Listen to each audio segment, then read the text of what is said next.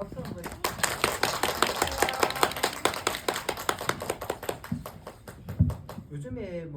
요즘에 이제 뭐 아이돌직 소개로 이제 이제 소문이 받았는데 여기서 한번 보여주실 수 있겠습니까? 네, 여러분 안녕하세요. 네, 어떻게 보셨는지 되게 궁금하네요. 저는 더 납작 엎드릴게요를 연출한 재기발랄 유기농 감독 김은영입니다. 반갑습니다. 안녕하세요. 저는 더 납작 엎드릴게요에서 단단 씩씩 헐렁이를 맡고 있는 김연규입니다. 반갑습니다. 네, 항상 연대기적으로 이제 출발하자면 도대체 이 변압작 엎드릴게요 프로젝트는 어떻게 출발하게 되었는가부터 이제 감독님이 이제 썰을 풀어주시면 되겠습니다. 네, 썰을 풀어보겠습니다.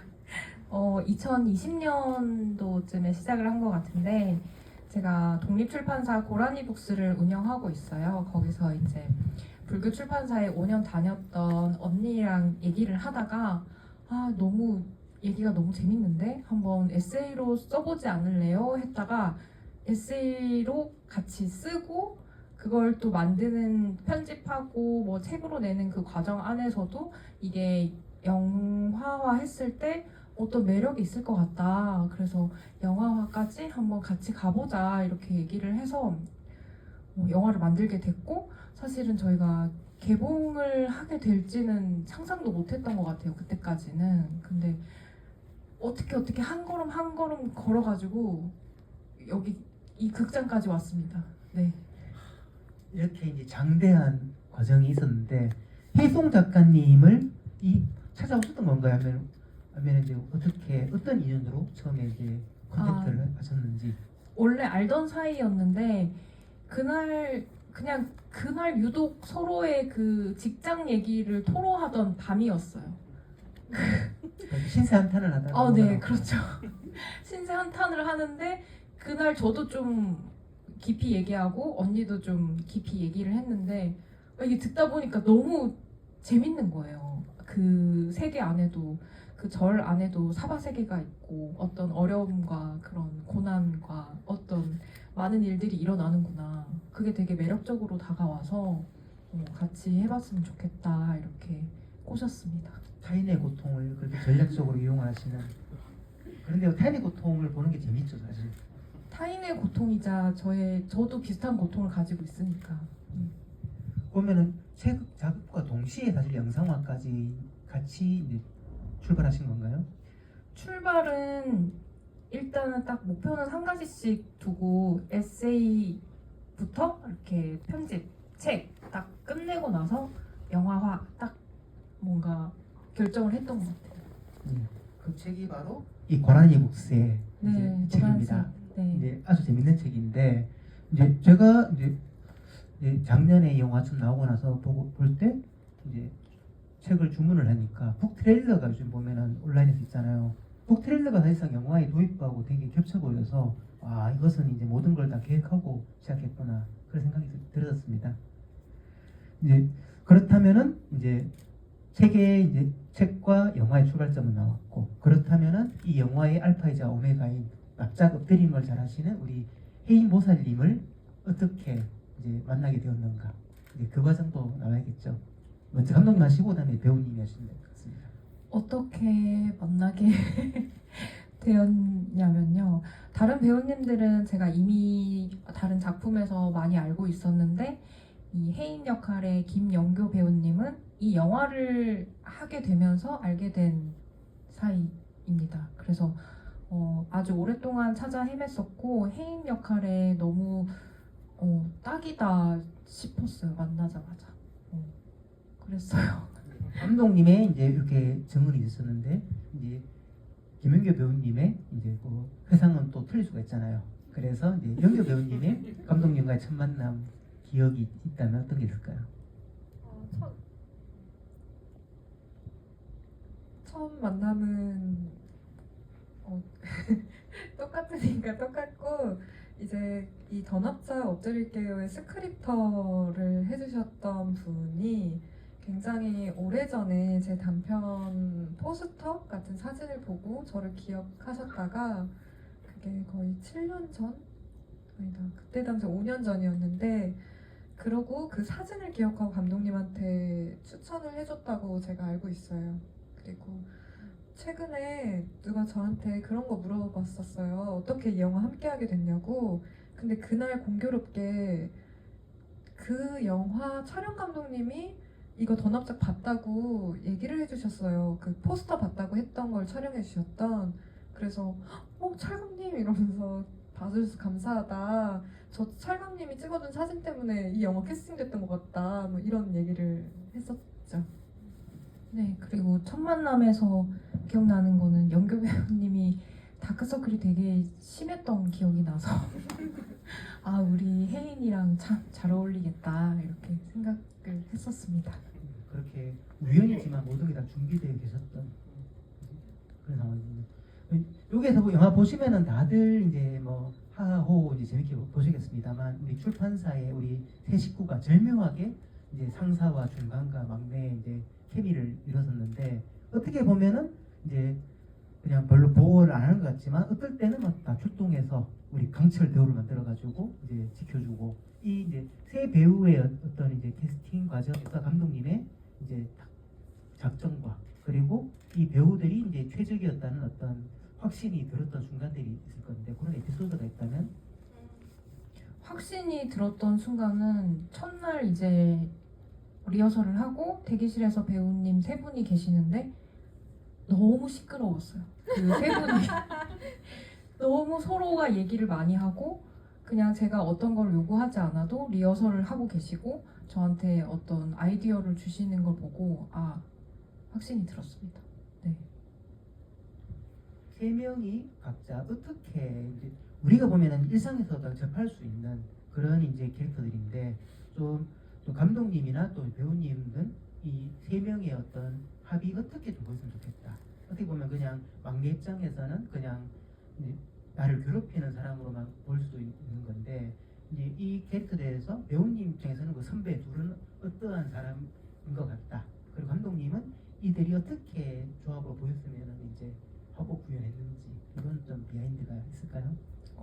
일단은 가장 중심이 되는 윤진이 팀장님이 어떤 카리스마와 부드러움을 가지고 그 안에서 또 귀여움을 가지고 이 팀을 꾸리고 그 가운데에 있는 그 태미가 약간의 막내에게는 츤데레 행동을 하면서 위에서는 또 눈치도 보면서 적당히 직장 생활을 잘 하고 그리고 막내인 혜인은 5년 차가 되었지만 여전히 후임이 없어서 그 뭐 일하는 능력이나 이런 것들은 만렙이지만 여전히 위치는 막내인 그런 이 세 명의 그 밸런스를 되게 열심히 봤던 것 같고 네.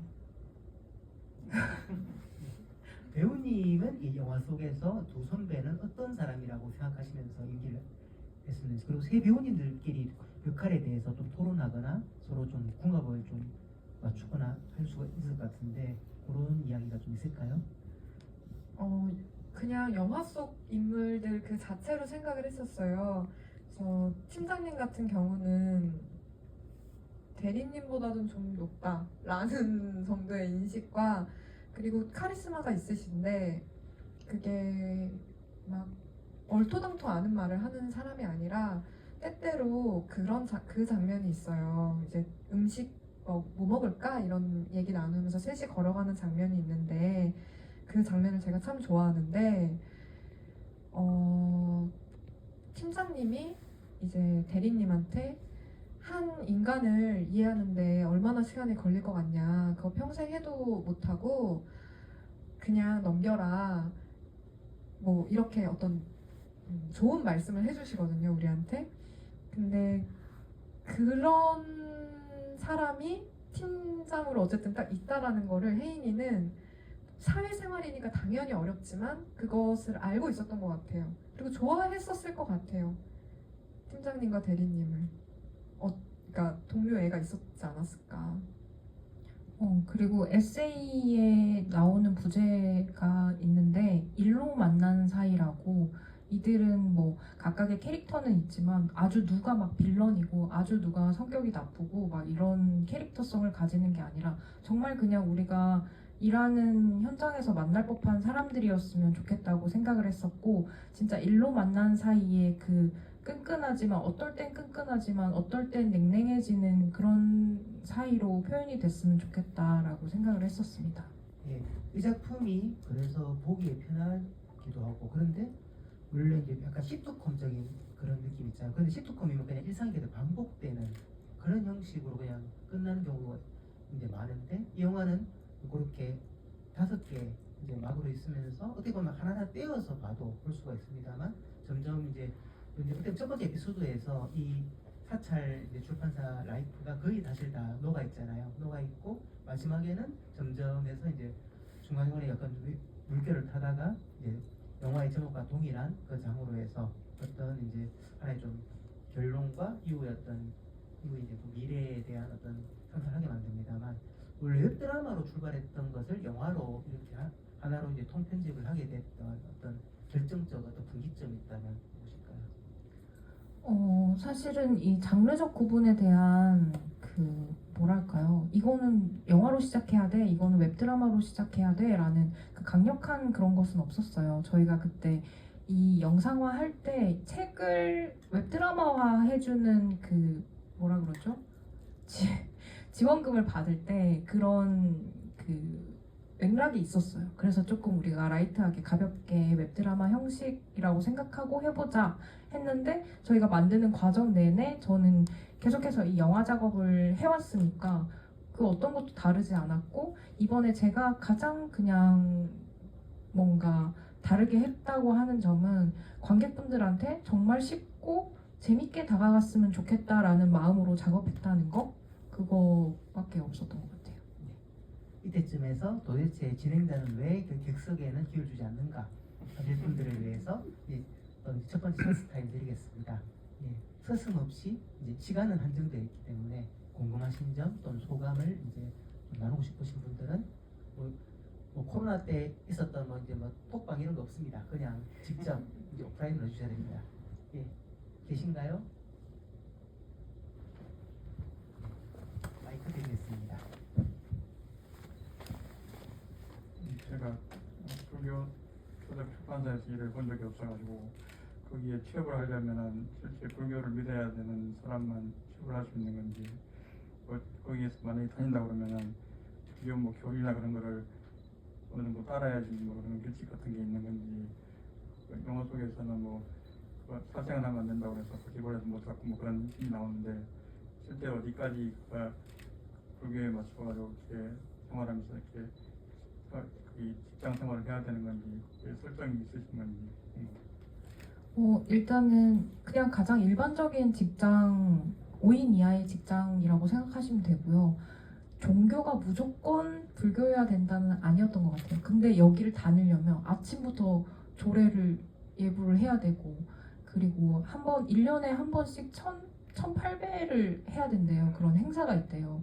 근데 그걸 하다 보면은 자연스럽게 그런 행사를 하면서 이런 불교에 대한 걸 많이 알게 되고, 또 스님이랑도 얘기를 많이 하게 되고 하니까 아마도 되게 자연스럽게 그 종교에 스며드는 것 같아요. 네. 불교 신자가 아니면 좀 이제 네, 어렵겠죠. 네. 예, 또 하실 분 계실까요? 예. 일단 우선 제가 지금 교계에서 근무를 하고 있어서 영상을 보면서 퇴근했는데 출근했다 라는 감상이 제일 컸고요.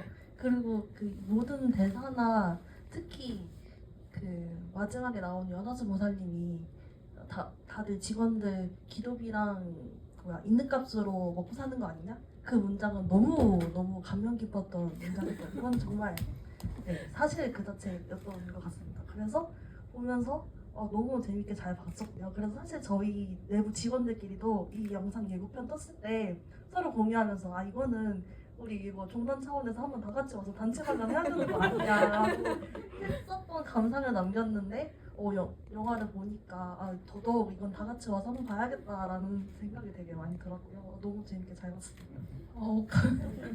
감사합니다. 사실은 이게 종교의 문제를 떠난 그냥 일터의 얘기인 것 같아요. 저도 이제 GV 다니면서 많이 뵀는데 진짜 그 관객석에 계신 분들도 수녀님이 계시기도 했었고 뭐 스님이 계시기도 했었고 네 다양하게 오시는 것 같아요. 아니 아까 전에 그 질문에 대답할 때 불교 믿어야 되고 막 이런 얘기 할 때 웃으시더라고요. 그 모습이 보여가지고 이거 뭔가 관련된 직종에서 일을 하시고 계신가 보다 했는데 재밌게 보셨다니까 너무 마음이 따뜻하고 감사합니다.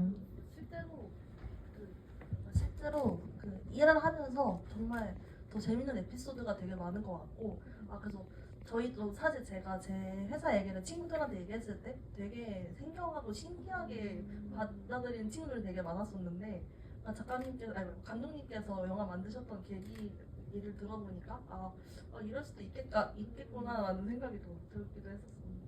네, 작가님도 처음에는 내 얘기고 내 일상인데 이게 재미가 있어? 라는 식이었거든요. 그러니까 자기 얘기는 재미가 없을 거다 이렇게 생각을 했었는데 이렇게 영화화하면서 작가님도 약간 이렇게 볼 수도 있구나 라고 얘기를 해주셨던 것 같아요. 그러면 이쯤에서 그러면은 반드시 단체 관람을 반드시 이제 승사에 달라는 당부를 드리면서 네, 저도 직장 생활을 이제 얼마 시작하지 않아서 보면서 공감을 많이 했고요. 질문 두 가지가 있는데 나는 저기 화면에 보니까 이제 영어로는 약간 질문형으로 영어 제목이 되어 있는 것 같아서 그렇게 영어 제목을 쓰신 이유가 궁금하고요. 그리고 두 번째는 이제 저도 이제 회사에서 좀 납작 엎드리는 편이긴 한데 이게 계속 답이 될까에 대한 고민이 계속 있어요. 그래서 영화에서도 보면 이제 팀장님은 결국에는 이제 조금 더 강하게 나가서 문제를 해결했던 것 같거든요. 그래서 뭐 신입 사원의 입장에서는 이제 납작 엎드리는 게 답이 될 수도 있긴 한데 나중에 뭐 팀원을 책임지는 팀장이 됐을 때는 좀 이렇게 강하게 나갈 때는 강하게 나가야 되지 않을까 그런 고민도 많이 하게 되는데 거기에 대한 이제 배우님이랑 감독님 답변이 궁금합니다. 일단 영재는 Will you please stop please 약간 한국 제목이랑 다르게 한국은 더 납작 엎드릴게요 라는 그 첫 이미지가 굉장히 엎드린다의 느낌이잖아요. 근데 하지만 한국 그 제목도 더 납작 엎드리지만 절은 일어나면서 끝나는 거니 내가 일어나겠다의 뜻이었거든요. 그 영어 자체도 제발 그만 좀 해라. 이렇게 그렇게 말하고 싶었어요. 네. 그리고 또 두 번째 납작 엎드리는 게 맞는. 저도 진짜 너무 많이 엎드리면서 살아왔던 사람이라 가지고 그게 굉장히 마음이 많이 힘들고 괴로울 때도 있었는데 이제는 조금씩 알아가는 게 있다면은 이게 타인을 위해서 엎드리는 게 아니라 나를 위해서 엎드려야 내가 다치지 않고 내가 또 다시 일어날 수 있겠다라고 생각을 하면서도 계속 이를 악물면서 살고 있긴 합니다. 네. 배우님은 배우님도. 네. 영화가 개봉을 하고 GV를 이렇게 많이 하면서 이 납작 엎드린다라는 거에 대한 질문을 꼭 받게 되고 그래서 요즘 그 납작 엎드리는 거에 대한 고민이 되게 많아졌어요. 저도 그냥 납작 엎드린다라는 건 뭘까? 진짜 살면서 납작 엎드리는 게 도움이 되려나? 뭔가 이렇게 막 고민을 하다가 지금의 저는 감독님이 말씀하셨던 것처럼 이 납작 엎드린다라는 게 이 전반적인 나의 자존심이 아니라 자존심은 조금 잠시 내려놓더라도 이 상황을 지킬 수 있는 일은 될 수 있겠다. 그리고 그 상황, 지켜낸 그 상황이 또 나를 지켜주는 힘이 될 수도 있겠다라는 생각이 어쨌든 간 들더라고요. 그리고 그 과정에서 절대 내가 놓치지 말아야 할 것은 무엇일까 생각했을 때 최소한 나를 다치게 하는 선에서까지는, 그러니까 나를 다치지 않는 선에서까지만 엎드리자 라는 어떤 저의 결심을 혼자 제가 했어요. 이 납작 엎드리는 걸 정말 너무 많이 생각했거든요, 요즘에. 그랬었어요. 그리고 납작 엎드리지 않은 채 살려고 막 이렇게 막 난 내가 하고 싶은 걸 할까 이런 시기도 있었는데, 그게 또 시기마다 엎드려지는 시기가 또 찾아오는 것 같더라고요. 그래서 요즘에는 납작납작 잘 엎드리고 내 생활을 지키고 그 생활을 지키면서 내 영혼까지도 지켜지는 그런 시기라서 지금 저는 이런 생각을 갖고 있는 것 같아요. 저는 이렇게 얘기를 나눌 수 있는 게 너무 좋았는데 제가 GV를 다니면서 이제 저보다 이제 훨씬 오랫동안 영화계에서 생활을 해오시고 평론가 활동을 해오신 분께서 저한테 이렇게 말씀을 해주시더라고요. 나도 내 삶을 돌아봤다. 나는 젊었을 때 그냥 엎드리지 못해서 흘려버린 기회가 더 많았던 것 같다. 이제는 좀 많이 엎드려 봐야겠다. 이렇게 얘기를 해주시는 분도 계셔서 되게 저도 생각이 많아졌던 것 같아요.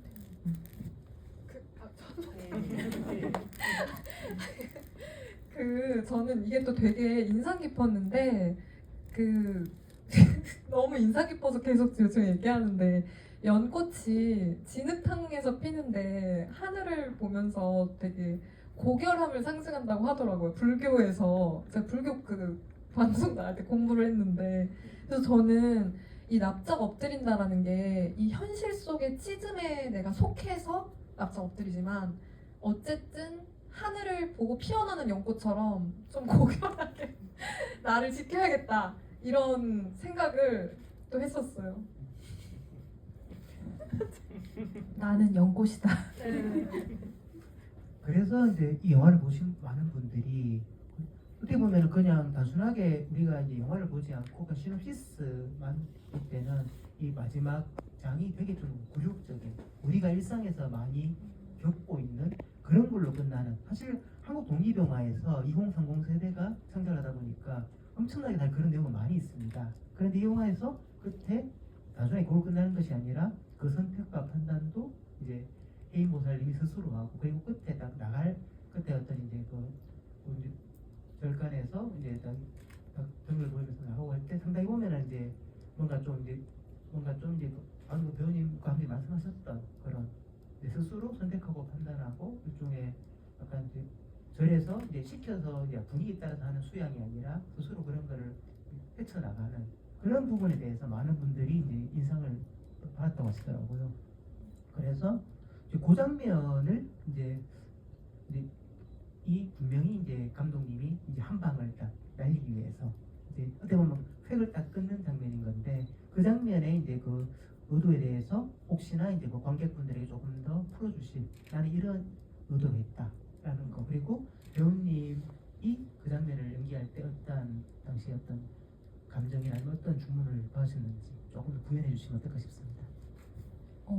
대사 중에도 나오는데 이 상황을 끝내는 건 나다라는 그 목표 지점이었던 것 같아요. 혜인의 마음이 진짜 마음의 공간이 좁아질 대로 좁아진 상황에서 진짜 아무도 없는 드넓은 그 법당 안에 혼자 누워서 그 공간 안에서 자기를 돌아보고 하루를 들여다보고 그리고 또 차분하게 가라앉히는 그 시간을 가지게 함으로써 뭔가 좀 더 뭐랄까요, 그 좌보기에 올라설 수 있는 마음을 만들어주고 싶었어요. 그리고 그 표정이 뭐랄까요, 주인공 혜인이만의 표정이 아니라 그 표정을 보는 나의 얼굴이기도 했으면 좋겠다라는 생각을 했었어요. 나의 하루, 나의 한 달이 모여서 계속 시간을 쌓아가고 있는 그런 사람으로서의 모습이었으면 했어요. 그 장면을 찍을 때가 아마도 감독님이랑 가장 많이 이야기를 오갔던 장면이었던 것 같아요. 다른 장면들은 그 그리는 바가 거의 접점이 일치했던 것 같은데, 이 장면은 그 방금 좁아진 마음이라고 해주셨는데 제 포커싱은 좁아진 마음에 가 있었던 것 같고, 감독님은 그 좁아진 마음에서 일어날 수 있는 힘까지도 얹어진 표정을 말씀해 주셨던 것 같아요. 그래서 제 처음 표정은 굉장히 어떻게 보면 그 납작 엎드린 서글픔에 이렇게 슬퍼 누워있는 아이였고, 그래서 눈물 날 것 같고 약간 이런 느낌이었는데, 감독님이 거기서 그런 일어날 수 있는 힘을 가진 아이의 표정으로 그 좀 더 디렉팅을 주셨고, 그런 덧칠을 좀 해나가는 작업이 있었던 것 같아요, 이 장면이. 저도 기억이 나는데, 현장에서 찍힌 사진이 기억이 나는데, 연규 배우님이랑 제가 손을 마주 잡고 앉아가지고 실제 혜인이한테 말을 해주듯이 그런 말을 해줬던 것 같아요. 네, 지금의 이 상황이 너무 억울하고 슬프기만 한 그런 상황이 아니라, 이 상황을 이겨내고 지나고 났을 때 혜인이는 조금 더 이렇게 단단해진 혜인이가 될 것이다라고 서로 얘기를 나눴던 것 같아요. 이렇게 이제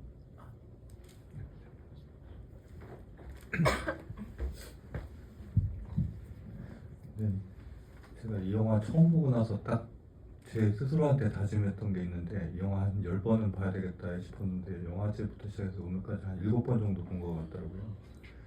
근데 저한테는 최고의 영화인데 감독님 스스로한테는 몇 점의 점수를 주고 싶은지 궁금하고요.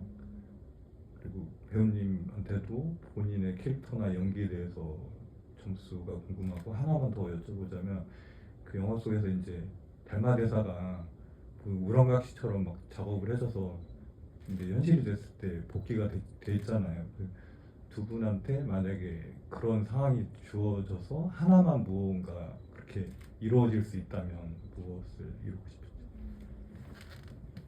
굉장히 흥미로운 질문이 진짜 있었으면 좋겠고, 몇 점을 네. 주고 싶냐? 저는 항상 제 자신한테 점수를 매기던 사람으로서 점수를 매기고 싶지가 않은 것 같아요. 그냥 이 작품은 저한테도 되게 따뜻하고 다정한 작품이고, 만드는 과정, 그리고 이걸 기획하면서 만들면서, 그리고 현장에서, 그리고 후반 작업, 그리고 배급까지 오면서 모든 과정에서 많은 걸 알게 됐고 경험했고, 그리고 많은 사람들이랑 진심으로 작업을 했었기 때문에 굉장히 소중한 작업이고, 관객분들이 되게 다정하고 귀엽게 봐주셨으면 좋겠다 이렇게 생각하는 작품입니다. 네. 달마. 달마는 조금 생각해 볼게요. 나 점수 얘기가 이렇게 얘기하지. 저는 저 자신에게 점수를 잘 매기지 않았던 사람으로서, 이게 잘했다 잘못했다 뭐 어떤 능력치가 아니라 100점 주고 싶고요. 왜 그러냐면 저는 그 당시 저의 최선을 다 했을 때 후회가 안 남는 사람이거든요. 근데 이 영화는 너무 많은 행복을 느끼면서 작업을 했어요. 감독님을 바라보면 감독님이 너무 저를 신뢰해준다는 게 느껴졌었고, 좀 이렇게 말하면 약간 웃기지만 눈에 하트가 보였었어요. 맞죠? 하트가 저는 봤었거든요. 그리고 실제 혜인이와 저도 싱크로율이 많이 맞았다고 생각이 들어서, 제가 준비해야 될 것은 두려워하지 말고 나를 그냥 오픈하자였고요.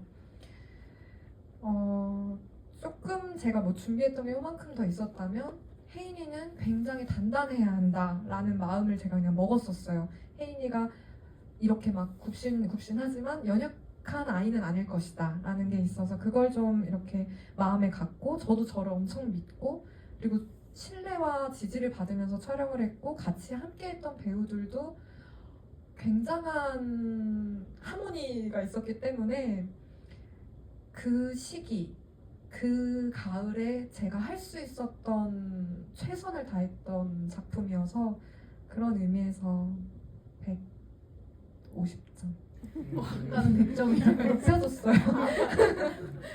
지금 이제 옆에서 보고 있으니까 감독님 눈에 이제 뿅뿅 하트가 막 보입니다. 네. 그리고 제가 뭐 이제 아무래도 이제 업상 이제 여러 뭐 독립영화 감독님들과 교류를 하는데 항상 이제 제가 타박을 하는 게 뭔가 하면은 첫 영화 개봉하게 되면은 사람들이 잠을 못 자요. 밤마다 보면은 이제 깨어 있고 자기 이제 그 이제 영화진흥위원회 통합 전산망 보면 하루에 몇 명 들어왔는지 다 보면 그거 다 일일이 쓰고 있어요. 제발 좀 하지 말라고. 그러면은 이제 당신은 상처받을 것이야 했는데 그래도 꼭 보면서 보고 기사 다 검색하고 그러면서 이제 그만큼 이제 몇 년간 이제 뭐 구상부터 따지면은 뭐 10년, 20년 걸리는 영화도 있습니다. 그렇게 해서 감독님의 첫 번째 장태환 이제 데뷔 영화 개봉작이기 때문에 요게 지금 다른 게 지금 뭐 과거의 작품들이 몇 편 있습니다만 지금 그게 지금 중요한 게 아니죠. 이 작품이 지금은 딱 이제 베스트인 거는 당연한 거기 때문에 이제 어떻게 보면 우리는 그 대부분 뭔가면은 우리 뭔가 좀 보면은 뭐 평점을 매기고 싶고 뭔가 좀 확인하고 싶고 그런 게 또 이제 입장이 다르게 심리가 있습니다만 감독님들은 이제 열에 이제 9은 다 그렇더라라는 생각이 들었고요. 또 그런 게 이제 배우님들 같은 경우에도 어떤 경우에는 그런 게 있습니다. 이제 계속 어느 영화에서 되게 임팩트 있는 연기를 했어요. 그러면은 계속 사실 그 연기를 스테레오타입으로 주문하는 경우가 있는데 이 영화의 경우에는 이제 저도 배우님이 나오는 이제 작품들을 이제 여러 편 봤습니다만 이제 그런 어떤 과거의 어떤 롤 모델이 아니라 정말 도전하는 그리고 이 도전을 하는데 다행히도 막 그런 우리는 그런 얘기 많이 듣잖아요. 감독이 배우를 막 괴롭히고 가혹하게 하면서 연기를 뽑아낸다. 그런 게 아니라 눈에 뿅뿅 하트가 나면서 이제 믿고 함께 어울려서 끝나고 나면은 같이 이제 이 케미가 계속 이제 촬영이 끝나고 나서도 계속 이어지는. 그래서 어떤 경우에는 촬영이 안 끝났으면 하는 그런 경우도 있었잖아요. 혹시 이 영화도 그러셨나요?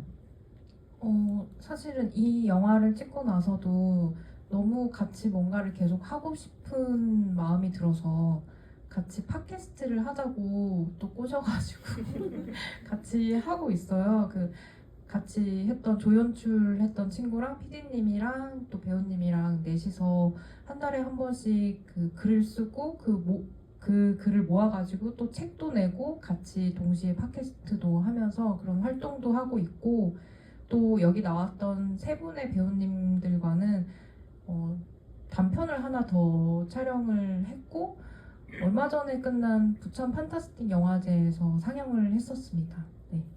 그러면 우리는 여기서 팟캐스트에 어떻게 하면 볼 수 있는가 소개해 주셔야죠.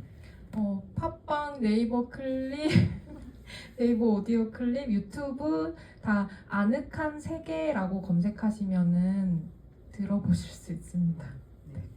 그리고 부천대 판타스틱 영화제 상영했던 야식 금지 클럽. 네, 제목은 야식 금지 클럽입니다. 이 세 분이 야식을 참는 클럽을 만들어서 그 단편에서는 만나게 됩니다. 엄청나게 현 어떤 이제 그 사회적인 상황에 대한 이제 강력한 의지와 입장을 가지고 있는 영화 맞죠? 제 일기장 같은 영화라고 할 수도 있을 것 같은데, 네. 아 그리고 달마가 갑자기 생각이 났어요. 달마가 저에게 뭔가를 해준다면, 저희 영화가 이제 개봉하고 일주일 조금 넘었거든요. 근데 이제 아무래도 되게 작은 영화고 독립 영화다 보니까 이제 날이 갈수록 극장 수가 작아지는 게 보이더라고요. 달마 대사님이 어딘가에 계시다면 극장을 좀 늘려주세요. 할 것 같습니다. 이 영화에서 이제 이 영화의 초반부는 어떤 특수한 상황, 우리가 이제 잘 알지 못하는 이제 그 사찰 내 어떤 이제 그 회사라는 특수성으로 처음에 이제 흥미를 끌고 중반이 지나면은 뭐 여기도 역시나 이제 그냥 정글 같은 그런 분위기구나. 하지만 끝에는 다시 또 어떤 뭐 연꽃 같은 그런 어떤 성찰로 가는데 달마에서도 처음에 이제 올 때는 전혀 사실 이제 원하지 않았던 이제 나는 10만 원이 더 좋은데 이제 이렇게 우리 주식승리에 그걸 했지만은 그렇게 어떻게 보면은 그렇게 해서 이제 내가 원하지 않는 이제 존재로서 방금 보면 막 무섭잖아요.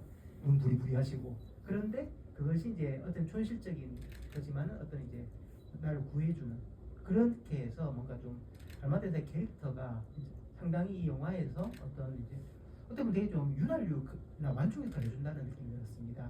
달마대사 캐릭터의 이제 감독님이 이제 딱 기획하셨던 포지션은 어떤 거였는지 궁금합니다. 선물 같은 존재라고 생각을 했었고 그 에세이나 영화 기획하면서 많은 부분들이 각색이 되고 좀 수정을 많이 했는데 이건 정말 작가님이 겪은 100%의 농도의 일이었던 것 같아요. 진짜 스님이 딱 고르려고 하는데 내가 그렸다 이렇게 해서 못 고르셨다고 하더라고요. 그래서 이걸 그대로 살려야겠다 이렇게 생각을 했었습니다. 이 에세이집에 정말 생생하게 들어있더라고. 저는 약간 좀 각색을 한 줄 알았는데 각색을 한 부분도 예, 있는데 예, 특히나 거의 이 없더라고요. 예. 달마 그 스님 부분은 예. 주지스님의 외압은 정말 이제 이 캔배용이 그대로 그냥 시약화된 그런 느낌이었습니다. 네. 그리고 또 혹시나 네. 네, 안녕하세요. 저는 사실은 어제 여기 예매를 했는데 이제 유튜브에 이렇게 영화 이렇게 소개하는 그런 영상을 보고 이 소재가 너무 독특하다고 생각해서 이제 영화 예매를 했어요. 근데 오늘 이렇게 시사회까지 하는 줄은 몰랐어가지고 되게 놀랐거든요. 근데 오늘 영화 되게 재밌게 잘 봤고요. 아까 이제 배우님께서 감독님이 이제 배우님 보실 때 이제 눈에서 막 하트가 나왔다고 이렇게 말씀을 해주셨는데 혹시 이제 감독님이 그 현장을 이렇게 지휘하실 때 그다음에 어떻게 좀 이렇게 리더십을 좀 발휘를 하시는지 그런 게 좀 되게 궁금했어요. 네.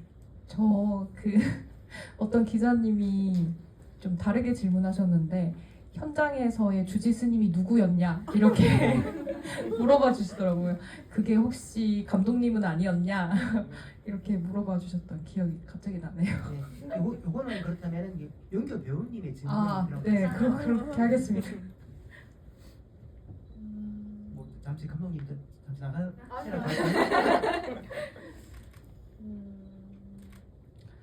이 감독님은 이 현장은 정말 특이할 정도로 다정한 현장이었어요. 어떻게 이렇게 모든 사람들이 다정하지? 이상하다. 이런 생각이 들 만큼 내가 제일 또라이인가? 이거 있잖아요. 그런 느낌이 들 정도로 한 사람 한 사람 어떻게 이렇게 찌푸리는 사람 없이 제가 뭐 몰랐던 걸 수도 있지만 정말 그렇게까지 이렇게 다들 이렇게 화목하게 할 수